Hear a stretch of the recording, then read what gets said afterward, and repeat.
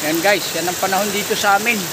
Good morning nga pala sa ating lahat. Maulan na umaga ng Lunes. Narito tayo ngayon sa resort at tayo may formation at tayo kukuha ng ilang shot ng video. Kita naman ninyo, sobrang lakas ng ulan dito. Wala kaming ka-guess.